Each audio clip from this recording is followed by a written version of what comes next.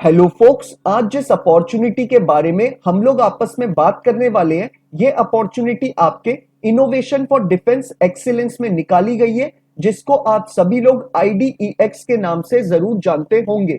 आईडीईएक्स जो कि हमारे मिनिस्ट्री ऑफ डिफेंस के अंडर में आती है और गवर्नमेंट ऑफ इंडिया इसे रन करती है। इन्होंने ये डिटेल्ड एडवर्टाइजमेंट आईडीएक्स ने अपनी ऑफिशियल वेबसाइट पे पब्लिश किया है regarding recruitment of professionals in legal team. इस पूरे डिटेल्ड एडवर्टाइजमेंट के बारे में सारी डिटेल देने से पहले एक इंपॉर्टेंट इंफॉर्मेशन वीडियो की स्टार्टिंग में देना चाहता हूं। जो भी बच्चा अभी लॉ स्टूडेंट है, लॉ ग्रेजुएट हो चुका है या फिर प्रैक्टिसिंग एडवोकेट है ऑल ओवर इंडिया के किसी भी कोर्ट में, अगर वो चाहता है हमारी लीगल फर्टिलिटी के रिगार्डिंग हमारे इंडिया में कोई भी वैकेंसी निकले, चाहे वो आपके इंटर्नशिप की वैकेंसी हो, चाहे कोई जुडिशरी की वैकेंसी हो, चाहे सेंट्रल और स्टेट गवर्नमेंट के द्वारा निकाली गई कोई बैंक की वैकेंसी हो, या फिर हमारे कोई पब्लिक सेक्टर अंडरटेकिंग यानी कोई पीएसयू की वैकेंसी हो, या फिर कोई कॉर्पोरेट फर्म की वैकेंसी हो, या फिर हमारे प्रैक्टिसिंग एडवोकेट्स के लिए जो इंपैनलमेंट की वैकेंसी निकलती है वो कोई वैकेंसी हो, यानी हमारे लीगल फर्टिनिटी के रिगार्डिंग इंडिया में कोई भी वैकेंसी निकलेगी, आपको उस वैकेंसी के रिगार्डिंग इस चैनल पे टाइमली अपडेट्स मिल जाएंगे, ताकि आप टाइमली ही इन रिक्रूटमेंट प्रोसेसेस का पार्ट बन पाए और जल्दी से जल्दी एक अच्छी अपॉर्चुनिटी को ग्रैब कर पाए। तो मैं चाहूंगा जिस भी कैंडिडेट ने अभी इस चैनल को सब्सक्राइब नहीं कर रखा, वो मेक श्योर करे कि अगर वो चाहता है उसे हर अपॉर्चुनिटी के बारे में टाइमली अपडेट्स मिल जाए, तो वो इस चैनल को बिना सब्सक्राइब करे ना जाए। अब हम इस पूरे डिटेल्ड एडवर्टाइजमेंट के बारे में बात कर लेते हैं। आईडीएक्स ने ये डिटेल्ड एडवर्टाइजमेंट जो पब्लिश करा है, इसमें इन्होंने दो वैकेंसी निकाली है और दोनों वैकेंसी हमारे लीगल डिपार्टमेंट के लिए निकाली गई है। लेकिन दोनों वैकेंसीज में आपको डेजिग्नेशन अलग अलग ऑफर करी जा रही है और दोनों डेजिग्नेशन का एलिजिबिलिटी क्राइटेरिया भी अलग अलग है। तो आपको मैं वन बाय वन सारी डिटेल्स दूंगा। तो सबसे पहले हम डेप्यूटी प्रोग्राम डायरेक्टर की पोजीशन के बारे में बात कर लेते हैं। आईडीईएक्स जो हमें डेप्यूटी प्रोग्राम डायरेक्टर की पोजीशन ऑफर कर रही है, इसमें नंबर ऑफ वैकेंसी एक निकाली गई है और इसमें जो एज क्राइटेरिया रखा गया है, इसमें इन्होंने बोला है अगर आपकी एज बिलो 40 इयर्स है तभी आप इस रिक्रूटमेंट प्रोसेस का पार्ट बन पाएंगे। आपको अपनी एज कौन सी डेट से कैलकुलेट करनी है? अगर आपकी एज 20 सितंबर यानी 20th ऑफ सितंबर 2023 के अकॉर्डिंग आपकी एज अभी 40 इयर्स कंप्लीट नहीं हुई है, तो आप इस रिक्रूटमेंट प्रोसेस का पार्ट बन सकते हैं। अब बात कर लेते हैं इसमें कि ये जॉब आपका कैसे होने वाली है। आपकी ये जॉब कॉन्ट्रैक्चुअल बेसिस की जॉब है और आपका कॉन्ट्रैक्ट मिनिमम 2 साल का बनेगा और उसके बाद टाइमली बेसिस पे उसे एक्सटेंड किया जाएगा अप टू 5 ईयर। साथ ही साथ इसमें एक चीज और बोली है, अगर आप 2 साल से पहले अपनी जॉब को छोड़ देते हैं तो आपको कोई भी एक्सपीरियंस सर्टिफिकेट आईडीईएक्स इशू नहीं करेगा। इट मींस आपको अगर अपना एक्सपीरियंस सर्टिफिकेट चाहिए, अगर आपको फ्यूचर किसी कंपनी में जाने के लिए अपना एक्सपीरियंस दिखाना है अपने रिज्यूमे में, तो आपको 2 साल मिनिमम इस कंपनी में जॉब करनी पड़ेगी। साथ ही साथ इसमें रेम्यूनरेशन की बात कर लेते हैं कि आपको रेम्यूनरेशन कितना आईडीएक्स प्रोवाइड कर रहा है as a deputy program director. ये जो आपको रेम्यूनरेशन प्रोवाइड कर रहे हैं डेप्यूटी प्रोग्राम डायरेक्टर की पोजीशन के लिए, आपको 1,40,000 से लेके 1,80,000 के इन बिटवीन आपकी सैलरी होगी मंथली बेसिस पे। अब हम बात कर लेते हैं अपनी दूसरी डेजिग्नेशन के लिए। इसमें बोला गया है प्रोग्राम एग्जीक्यूटिव की डेजिग्नेशन आपको ऑफर करी जाएगी और इसमें भी नंबर ऑफ वैकेंसी सिर्फ एक निकाली गई है। लेकिन एज क्राइटेरिया में इसमें बोला गया है कि अगर आपकी एज बिलो 30 इयर्स है तो आप इस प्रोसेस का पार्ट बन सकते हैं। बिलो 30 इयर्स के लिए आपकी जो एज होनी चाहिए आपको कैलकुलेट करनी है 20th ऑफ सितंबर 2023 के अकॉर्डिंग। अगर 20 सितंबर के हिसाब से आपकी एज अभी 30 साल कंप्लीट नहीं हुई है तो आप इस प्रोसेस का पार्ट बन सकते हैं। अब हम बात कर लेते हैं इसमें आपको एज अ प्रोग्राम एग्जीक्यूटिव कितने सैलरी मिलेगी। इन्होंने बोला है जो आपको as a program executive salary provide करी जाएगी बाय आईडीईएक्स, वो आपको 80,000 से लेके 1,20,000 रुपीज मंथली मिलेगा। और जैसे जैसे आपका टेन्योर इंक्रीज होगा आपके सैलरी में 10% का हाइक होगा और 10% का हाइक पर ईयर के बेसिस पे आपकी दोनों पोजीशंस में होगा, यानी जो हमारी डीपीडी है उसमें भी और जो हमारी पीई की पोजीशन है उसमें भी, अगर आपका कॉन्ट्रैक्ट आगे बढ़ता है तो।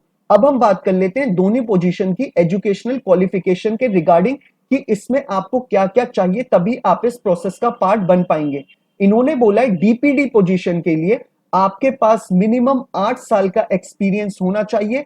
एज अ प्रैक्टिसिंग एडवोकेट आपको मिनिमम 8 साल कंप्लीट हो जाने चाहिए, तभी आप इस प्रोसेस का पार्ट बन पाएंगे।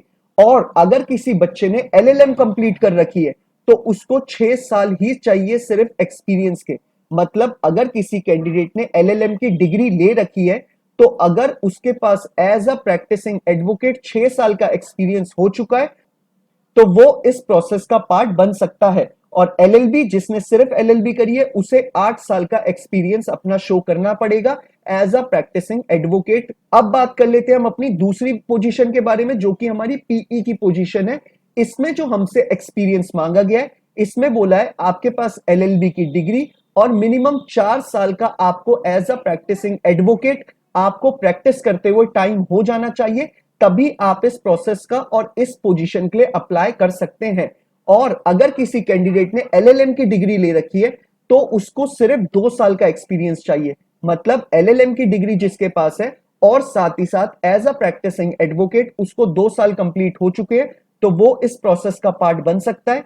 और जिसने एलएलबी ही करी हुई है सिर्फ, उसको सिर्फ एलएलबी की डिग्री और मिनिमम 4 साल का एक्सपीरियंस चाहिए एज अ प्रैक्टिसिंग एडवोकेट, तभी आप इस प्रोसेस का पार्ट बन पाएंगे। इस एडवर्टाइजमेंट में एक चीज और मेंशन करी गई है कि अगर आपके पास रेलेवेंट एक्सपीरियंस है पहले का, यानी आपको एज अ लीगल एडवाइजर या फिर एज अ एग्जीक्यूटिव आप किसी रिनाउंड कंपनी या फिर किसी रिनाउंड पब्लिक सेक्टर अंडरटेकिंग में लीगल डिपार्टमेंट का पार्ट थे, तो भी आप इस रिक्रूटमेंट प्रोसेस का पार्ट बन सकते हैं।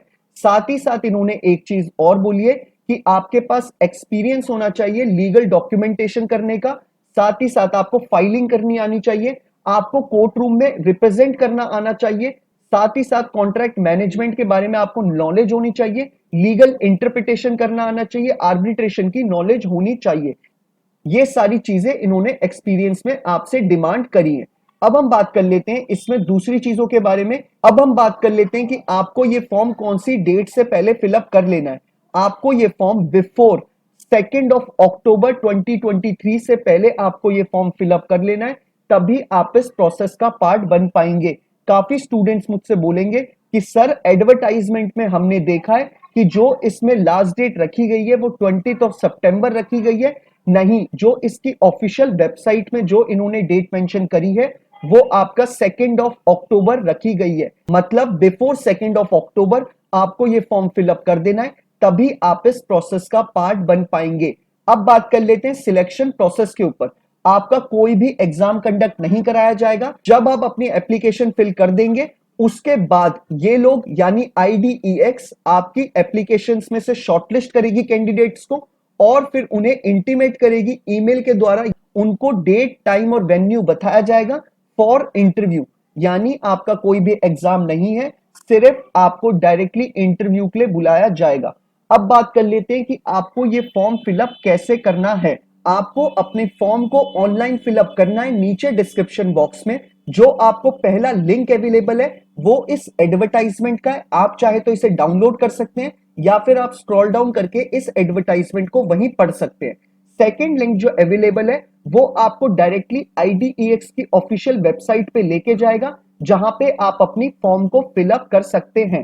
साथ ही साथ आपको अपने एप्लीकेशन के साथ एक रेज्यूमे अपलोड करना है सिंगल PDF में, और आपके फाइल का साइज अबव 5 MB नहीं होना चाहिए। अगर आप शॉर्टलिस्ट होते हैं तो आपको न्यू दिल्ली में इंटरव्यू के लिए बुलाया जाएगा, और कोई बच्चा अगर बाहर किसी स्टेट से बिलोंग करता है तो उसको VC के द्वारा भी यानी वीडियो कॉन्फ्रेंसिंग के द्वारा भी उसका इंटरव्यू कंडक्ट कराया जा सकता है। साथ ही साथ इन्होंने बोला है कि आपका इंटरव्यू इन्वॉल्व हो सकता है, यानी आपके इंटरव्यू में कौन कौन सी चीजें इन्वॉल्व हो सकती है। आपका स्किल टेस्ट भी इन्वॉल्व हो सकता है, GD यानी ग्रुप डिस्कशन भी इन्वॉल्व हो सकता है, डिबेट भी हो सकता है, क्विज भी हो सकता है, और पर्सनल इंटरव्यू तो होगा ही होगा। तो ये आपका पूरा प्रोसेस है।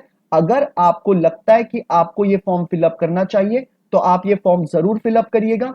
और इनकेस अगर आपको फॉर्म फिलअप करने में किसी भी तरीके की कोई क्वेरी अराइज होती है तो आप मेक श्योर करिएगा कि आप मुझे नीचे कमेंट बॉक्स में अपना कमेंट ड्रॉप कर दीजिएगा, या फिर आप मुझे इंस्टाग्राम या ट्विटर पे टेक्स्ट मैसेज ड्रॉप कर दीजिएगा। मैं मेक श्योर करूंगा कि आपको टाइमली बेसिस पे रिप्लाई कर दूं, ताकि आप अपने प्रोसेस को जल्दी से जल्दी खत्म कर पाए। और अगर आपको ये वीडियो पसंद आया हो तो आप इसे लाइक शेयर जरूर करिएगा। और अगर आप चाहते हैं हमारे लीगल फर्टिनिटी के रिगार्डिंग आपसे कोई भी वैकेंसी की अपडेट मिस ना हो तो आप जरूर इस चैनल को सब्सक्राइब कर लीजिएगा। Thank you so much.